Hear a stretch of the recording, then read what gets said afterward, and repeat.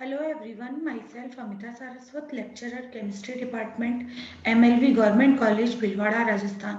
Today my topic for BSc first year in Organic Chemistry, paper number first, and in this we will read about S block elements.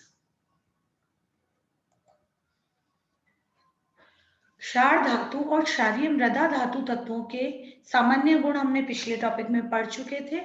S block तत्वों के आयनों के आकार के मान अपने आवर्त में सबसे अधिक होते हैं। जैसे ही हम आवर्त सारणी में बाएं से दाएं जाते हैं तो आकार में कमी आती है। एस ब्लॉक तत्व जो सबसे बाएं हाथ पर होते हैं, इसीलिए उनके आकार सबसे अधिक बड़े होते हैं।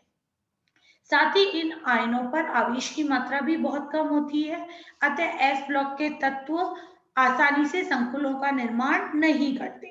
विलायकन की क्रिया भी संकुल निर्माण की प्रक्रिया का ही रूप है।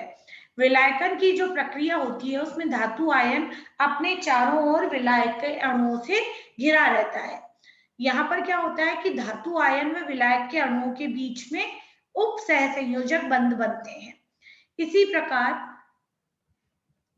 संकुल यौगिकों में भी धातु आयन उप सहसंयोजन बंध द्वारा दो या दो से अधिक लिगैंड अणुओं से जुड़ा रहता है।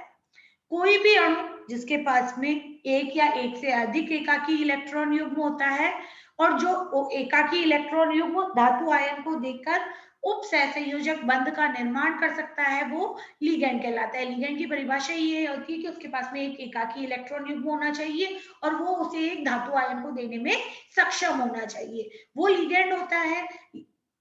लिगैंड जो होता है वो या तो उदासीन हो सकता है या ऋणावेशित हो सकता है। धनावेशित भी होते हैं, लेकिन धनावेशित लिगैंडों की जो संख्या है वो बहुत कम होती है। एस ब्लॉक के तत्व केवल उन्हीं लिगैंड के साथ में संकुल बनाते हैं जिसमें एक से अधिक दाता परमाणु हो और जहां पर लिगैंड बड़े आकार के हो।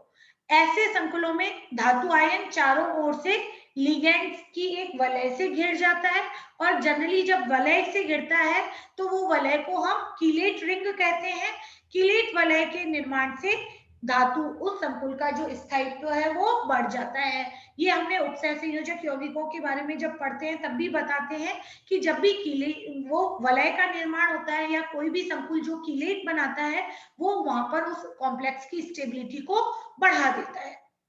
तो एस ब्लॉक तत्वों के संकुल, उसमें भी सबसे पहले हम बात करेंगे क्षार धातुओं के संकुल। यहाँ जिनका जो आउटर मोस्ट इलेक्ट्रॉनिक कॉन्फ़िगरेशन है वो S1 है, जैसे कि लिथियम वाला जो वर्ग है, लिथियम है, सोडियम, पोटेशियम, रुबीडियम, सीजियम और फ्रांशियम।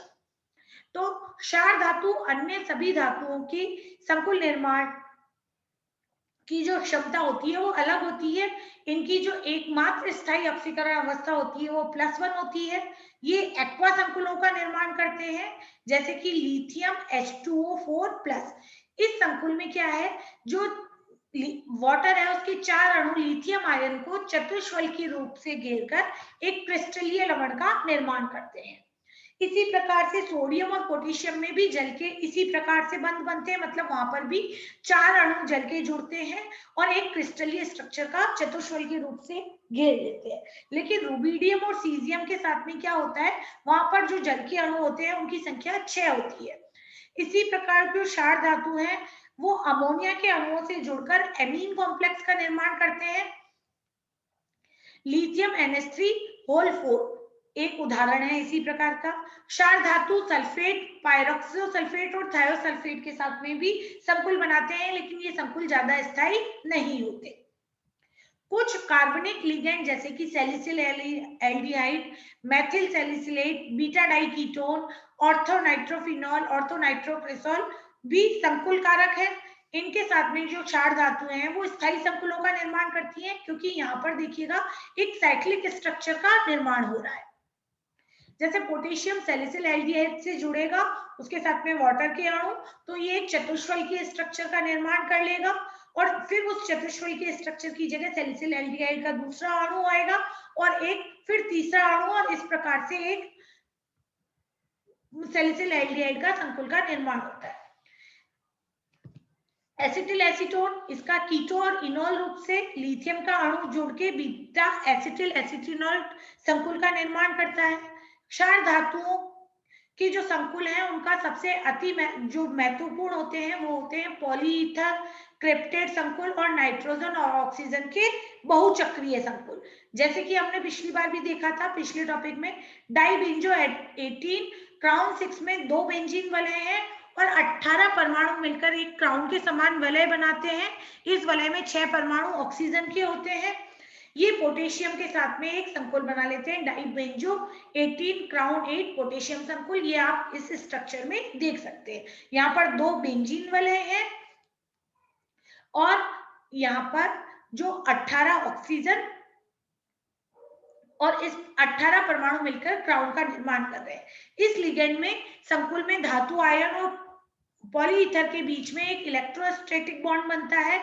इस प्रकार का जो संकुल होता है उसके लिए जरूरी है कि पॉलीईथर के जो मध्य रिक्त स्थान है और धातु आयन का जो आकार है वो एक दूसरे के समान हो। चक्रीय पॉलीईथर में क्या होता है, जो वलय होती है वो भिन्न भिन्न नाप की है। बेंजो 12 क्राउन 4 में 12 परमाणुओं की विलय है जिसमें 4 ऑक्सीजन है। इस लिगेंड की संरचना के लिए लिथियम और पोटेशियम का जो संकुल है वो इसके लिए स्पेसिफिक आकार रखते हैं, इसीलिए बेंजो 12 क्राउन 4 के लिए लिथियम या सोडियम के साथ में ही संकुल बनाने की प्रवृत्ति पाई जाती है। जैसे क्राउन 4 लिथियम केवल जो होता है वो लिथियम और सोडियम के साथ बनाता है, जबकि क्राउन 6 जो है वो केवल पोटेशियम के साथ ही संकुल का निर्माण करता है। क्रिप्टेट जो होता है वो एक त्रिविमीय क्राउन ईथर होता है। इसमें नाइट्रोजन परमाणुओं की उपस्थिति के कारण कुछ ब्रांचेस पाई जाती हैं। ये जो नाइट्रोजन परमाणु ऑक्सीजन के समान ही डोनर एटम के लिए सतह उपलब्ध कराते हैं। ये धातु आयन को चारों ओर से लपेट कर रखते हैं, इसीलिए इन्हें क्रिप्टेट कहा जाता है। जैसे कि क्रिप्टेट 222 रूबिडियम के साथ में संकुल बनाता है। इस संकुल में धातु 6 ऑक्सीजन परमाणु और 2 नाइट्रोजन परमाणुओं से घिरा रहता है। तो यहाँ पर जो धातु की उपसहसंयोजन संख्या है उसका मान 8 होता है। इस प्रकार के जो संकुल होते हैं वो कार्बनिक विलायकों में घुल जाते हैं, इसीलिए इनका उपयोग विलायक निष्कर्षण के अलावा कुछ असामान्य ऑक्सीजन अवस्थाओं के स्थायित्व के लिए भी किया जाता है। Thank you.